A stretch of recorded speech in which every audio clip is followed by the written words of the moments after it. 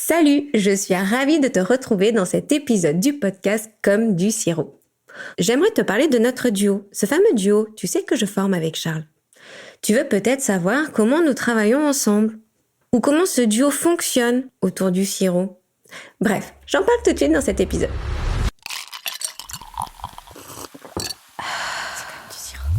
Imaginer, inventer, réaliser. Effectivement, c'est effectif. C'est de l'art ? Du coup, Non, c'est du design. et toi, c'est comme du sirop. C'est de l'art et du design ? Plutôt des Non, c'est du sirop. rêves et imaginer. Ah, alors c'est comme du sirop. C'est Comme du sirop, le podcast du créateur d'idées qui te parle design et communication.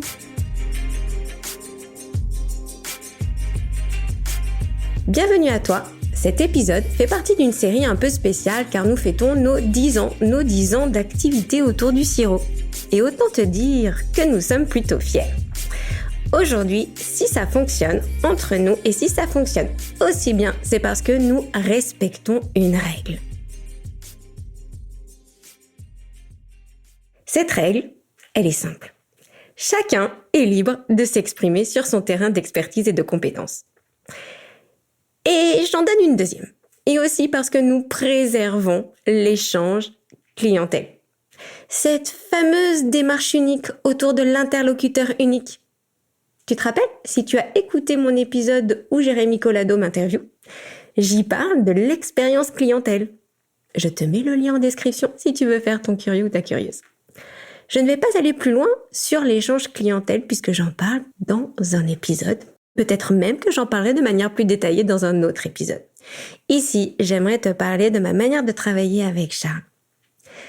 Plus de 10 ans d'activité. 10 ans d'activité au nom de l'agence du sirop.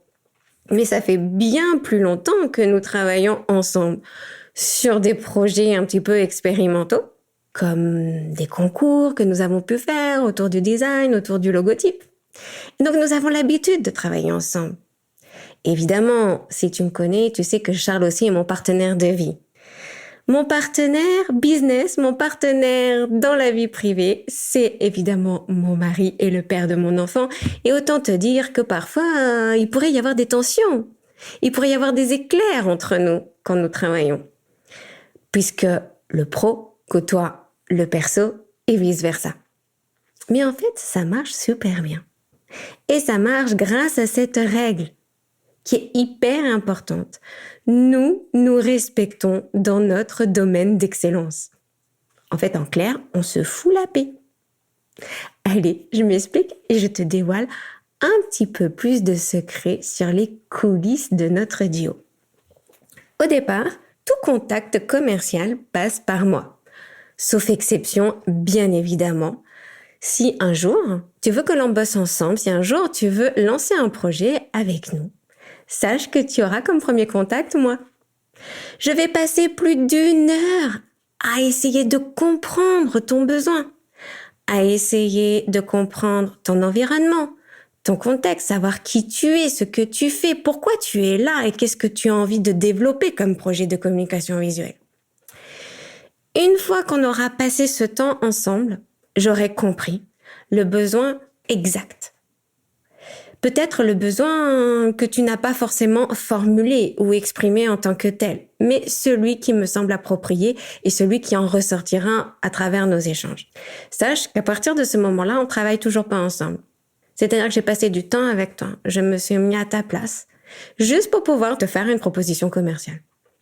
Te proposer des solutions. Non, évidemment, je fais pas de propositions à tiroir, je trouve que c'est inutile.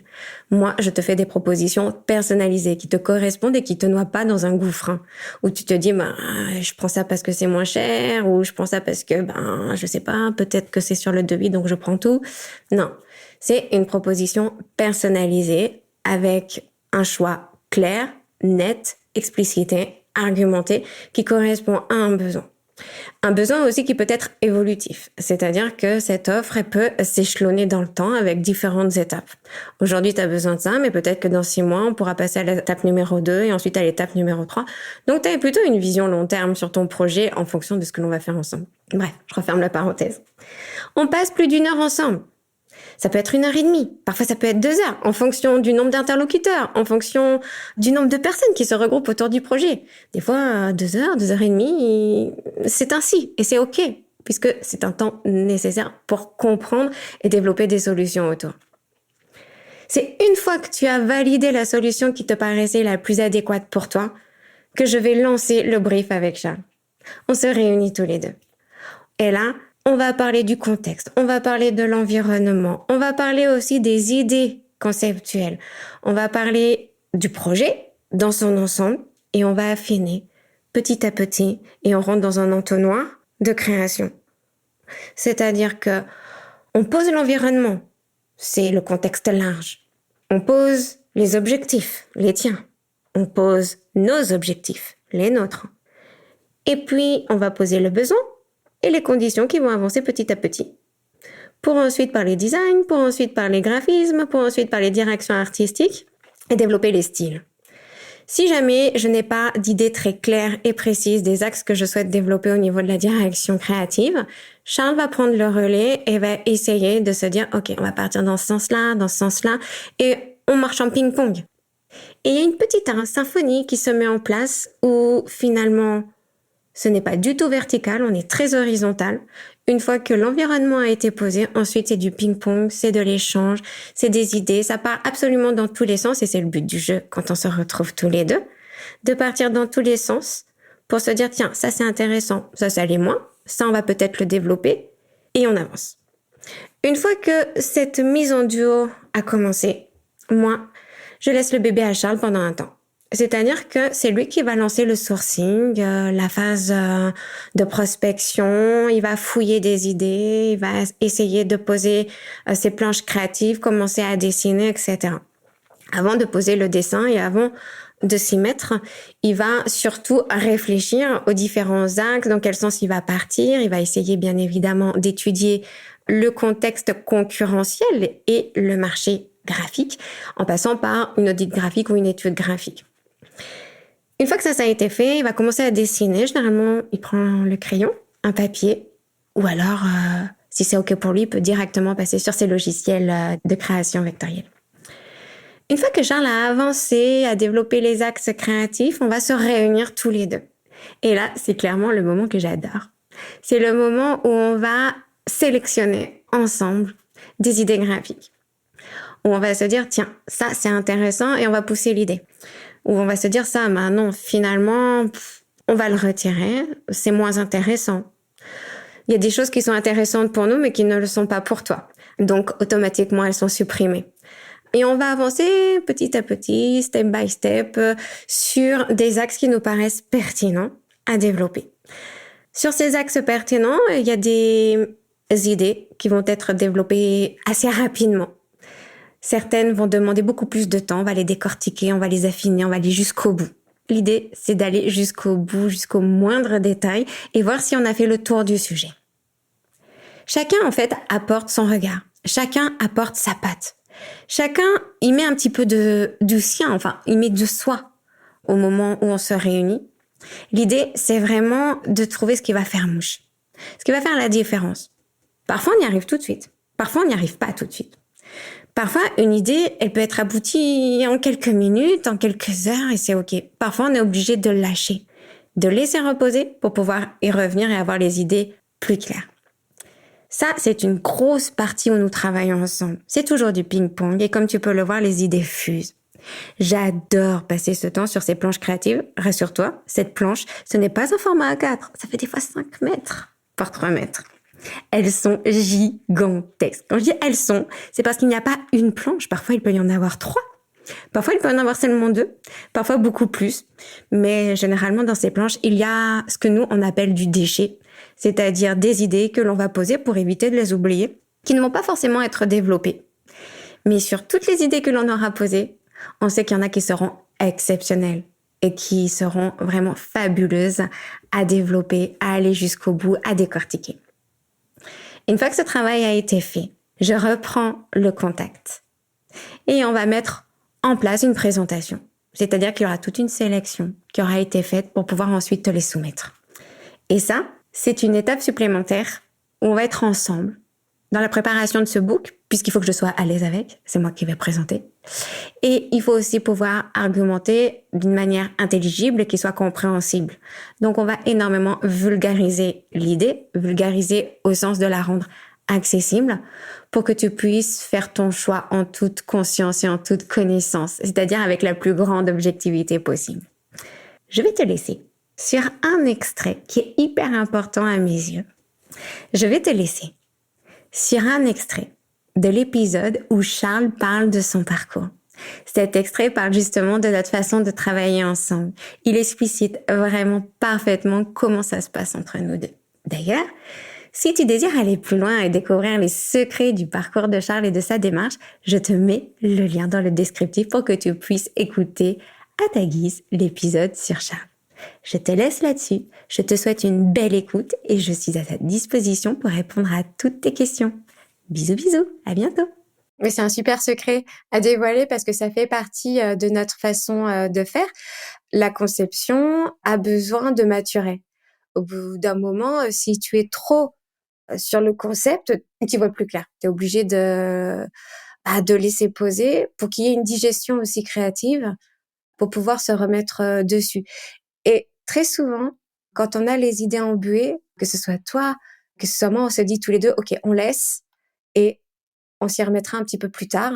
Et c'est un gain, mais incroyable de productivité parce que quand on revient, on sait ce qui est bon, on sait ce qui l'est moins et on sait où est-ce qu'on peut pousser plus loin le projet. Mais aujourd'hui, on a appris à le faire et on a appris à le faire dans le respect des délais aussi. Mais c'est super important, cette phase de maturation en tout cas. Nous, on en a besoin autant que nos clients finalement quand on leur présente le projet. Oui, oui. Et puis, en fait, vu que on est ensemble sur le projet, c'est bien aussi d'avoir, voilà, en fait, le côté, tiens, là, Charles, voilà, là, t'as ciblé. Là, en fait, ça, on va peut-être le garder pour une autre présentation du projet, mais pas tout de suite. Tu temporises aussi, donc ça m'aide aussi à parfaire un petit peu le chemin du concept aussi, quoi. Mmh. D'ailleurs, ça te dit qu'on parle un peu de notre façon de bosser ensemble? Allez. Allez, on y va. C'est vrai que depuis les débuts qu'on se connaît, il y a une sorte d'alchimie un peu qui se met en place tous les deux. On n'a pas besoin de se dire toi tu fais ci, toi tu fais ça. Enfin, c'est comme une musique qui se met en route très intuitivement et très facilement. Aujourd'hui, sur les projets de conception d'identité ou de conception graphique, il va y avoir toute une grosse partie où on va se mettre ensemble à discuter du projet, à parler des idées, à parler de mise en forme, de mise en place, de contraintes également, selon le support sur lequel ça doit être fait. On se dit, tiens, on va partir sur tel axe, tel traité, tel rendu. Ce qui va permettre aussi de canaliser la démarche sourcing et la démarche, on va dire, pré-production. Toi, t'aimes bien travailler dans ton coin, avoir ce moment un petit peu, pas isolé, mais voilà, être dans ta bulle conceptrice, graphique, et tu vas aller chercher des choses, tu vas aller chercher énormément de matière avant de me les soumettre. Une fois que tu me les soumets, on va travailler, on va faire du ping-pong. Et c'est cette partie-là qui est un peu intéressante, où on bosse ensemble, où chacun va apporter sa touche pour dire tiens, on va changer ci, on va changer cette couleur, on va changer ce trait, on va modifier, là ça ne convient pas, on va remanier. Il y a toute une phase avant présentation où on est en duo sur la conception. Oui, oui, c'est vrai. Et du coup, comme tu dis, c'est pas des automatismes, ça va plus loin que ça. C'est-à-dire qu'en fait, on sait en fait chacun apporter en fait les pierres à l'édifice, quoi, on va dire. C'est-à-dire que toi, tu me dis, voilà, tiens, il faut enlever une forme, comme tu disais, ou il faut modéliser autrement. Ça me gêne en le regardant. Voilà, on se complète. Et moi, en fait, je suis aussi preneur de ça parce que ça m'aide aussi à avancer. Parce que comme je te disais, j'ai beau revenir après quelques temps sur ce que j'ai fait. Parfois, en fait, voilà, je me dis, tiens, Anouk, qu'est-ce que tu vois toi? Comment tu vois la chose? Et c'est vrai qu'en fait, tu débloques, comment dire, tu lèves des doutes sur telle ou telle forme, et ça m'aide aussi à finaliser. Moi, j'adore quand tu me fais les présentations des planches, des débuts jusqu'au dernier, vraiment, qui a été mouliné, décortiqué, trituré dans tous les sens. J'aime bien avoir un peu tout le process créatif où je me dis, ah ouais, ok, on va là, ok, c'est super. J'adore quand je vois ton cheminement et qu'après, il y a cette partie ensemble où on va finaliser. Ça, c'est un chouette moment, en tout cas, moi, que je partage depuis nos débuts. Je prends toujours autant de plaisir à faire ça avec toi. Bah, pareil, parce que c'est vrai qu'en fait, c'est assez drôle quand on échange tous les deux, parce que tu viens regarder en fait sur l'espace partagé, enfin les planches, et tu dis ah mais voilà. Et je dis bah non, en fait regarde, va un peu plus en haut. En fait, le plan de travail c'est pas terminé, donc voilà, c'est vraiment immense en fait. Et du coup, on échange et voilà, en fait, il y a une bonne alchimie quoi. Ouais, c'est toujours aussi plaisant en tout cas. Charles, par rapport à ton métier, à ton activité aujourd'hui, est-ce que tu as une vision de l'avenir du design par rapport à l'intelligence artificielle, par rapport un petit peu à ce qui bouge aujourd'hui, par rapport à l'événementiel aussi? Comment tu vois l'avenir un petit peu de la communication graphique? Bah, c'est vrai qu'en fait, comme tu dis, ouais, il y a l'IA qui arrive en force, et puis dans le monde de l'événementiel, il y a de plus en plus en fait d'écrans aussi. Hein. La digitalisation, on va dire, de ces domaines-là est très important. Et l'IA, oui, en fait, c'est une partie qui est très très importante et omniprésente. Je dirais, en fait, ça peut être un nouvel outil qui peut être intéressant, mais comme j'ai tendance à dire, par petites touches, pour pas non plus en fait que justement la créativité propre de chaque personne qui est derrière sa souris ou derrière en fait sa tablette graphique soit en fait effacée, puisqu'en fait l'IA, c'est une intelligence artificielle, hein, comme le nom l'indique, et c'est vrai que c'est de l'automatisme en quelque sorte. Du coup, j'ai peur en fait d'un côté, mais d'un autre côté, ça me fait aussi triper. Donc du coup, il faut essayer en fait d'avoir, comment dire, tirer le bon côté de cette nouvelle fonctionnalité, quoi. Le juste dosage. Le juste dosage, c'est pas ton histoire, ça? C'est ça, c'est exactement ça, ouais, le juste dosage. Mais c'est comme je le disais tout à l'heure, ça rejoint le design. Hein, le design, pour moi en tout cas, la vision du design, c'est ça en fait, c'est-à-dire qu'est-ce qu'on peut enlever, qu'est-ce qu'on peut rajouter, mais toujours en fait minimiser en fait l'objet, la fonction, c'est-à-dire ne pas en rajouter quoi, le juste, pas en rajouter trop de garniture sur le gâteau quoi, la sobriété. Est-ce que tu peux nous parler un petit peu de ta façon de bosser? Ah oui, oui, je peux. Chouette. Chic. Ben, ça rejoint un petit peu ce que je te disais tout à l'heure, dans la mesure où mon état d'esprit, ben voilà, en fait, je suis excité, j'ai hâte en fait de mettre sur feuille blanche en fait mes idées. Et du coup, ben quand on est sur un projet, déjà en fait, je pose les idées. En fait, j'essaie de débriefer avec toi en fait au maximum pour aussi en fait canaliser le flux de créativité. Après, le second temps, on va dire, c'est le sourcing d'après le projet qu'on a, d'après le domaine d'activité. Et ensuite, moi de mon côté, quand quelque chose commence à se préciser au niveau de mes planches créatives, j'essaie d'affiner la police, j'essaie en fait un petit peu de déstructurer même certaines polices ou même les faire moi de mon côté pour pouvoir vraiment avoir une identité forte et comment dire unique. C'est une espèce de cuisine, d'alchimie entre les différentes techniques en fait pour arriver à la version définitive. Ça aussi en fait j'adore parce qu'au début en fait t'as l'impression que c'est quelque chose un petit peu de foutraque parce qu'on met tout tout sur le fichier, etc. Tout sur la planche. Tout sur la planche. Et du coup, ce que j'adore aussi, et ça rejoint le design, quand on travaillait un projet, c'est qu'à la fin, comme un entonnoir, c'est-à-dire petit à petit, t'affines. Et petit à petit, tu arrives à la version définitive. Donc ça aussi, ça me plaît beaucoup. Comme quelque chose en fait qu'on cisèle en fait dans la pierre ou qu'on travaille en fait avec la grosse matière au début brute. Et petit à petit, en fait, on la travaille, on enlève les morceaux qui servent à rien, les volumes, et ça donne après quelque chose d'épuré, de travaillé et de façonné, quoi. Et ça, j'adore. Moi, je vois des fois, évidemment, ça dépend des projets, mais d'une manière assez générique. Il y a des fois, tu vas partir sur des axes vraiment très, très, très différents et puis tu vas avoir plein d'idées, donc du coup, tu vas toutes les poser.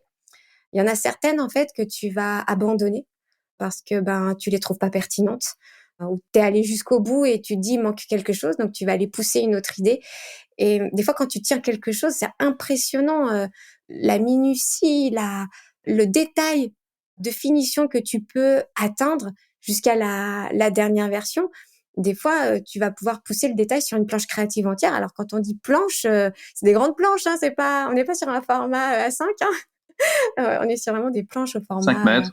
voilà et tu y vas et tu pousses le détail, jusqu'à ce que tu détiennes pour toi le détail qui fait mouche, où là tu dis: «Je tiens quelque chose» et tu vas aller dans la finition ultime et ça, j'ai envie de dire, ça fait vraiment partie de toi, cette manière de travailler, ce côté, bah, je pars dans tous les sens et puis des fois, ça peut être en même temps et dès que tu tiens le truc, alors là, tu le lâches plus, quoi. Tu vas vraiment, jusqu'au bout, de ton idée pour obtenir, bah, ouais, c'est une sorte de liqueur, quoi. C'est incroyable. Est-ce que des fois, ça t'arrive d'être frustré justement par, le nombre d'idées qui peut passer dans ta tête et le temps que tu as pour, les mettre en application? C'est-à-dire le temps limité, tu veux dire? Oui, parce que des fois, on est contraint dans les délais, dans le timing, Je m'y fais de plus en plus, mais c'est vrai qu'on est moins timé que dans l'événementiel. On a quand même une marge un peu plus importante. Et puis maintenant qu'on est en fait notre propre entité, voilà, il y a moins le stress, je dirais, de vite créer et de passer à autre chose. mmh. Là, on prend le temps, etc. Par contre, on peut avouer peut-être ce petit secret. C'est vrai qu'en fait, j'y pense quand je suis en mode création, planche, absolue créativité. Parfois, je laisse un petit peu reposer. Je passe à un autre projet, j'y reviens. Ça aussi, en fait, ça fait un petit peu partie du processus. C'est-à-dire qu'en fait, voilà, je vais prendre l'air, je reviens 2 jours après dessus, et là, hop, j'ai trouvé le petit truc qui manquait. Ça peut arriver, hein. J'ai adoré partager cet épisode avec toi. Pour soutenir C'est comme du sirop, fais du bruit sur tes réseaux sociaux et partage l'épisode. Je te donne rendez-vous les 2e et 4e vendredis du mois. En attendant, je vais me servir du bon sirop bien frais. À bientôt, bisous bisous.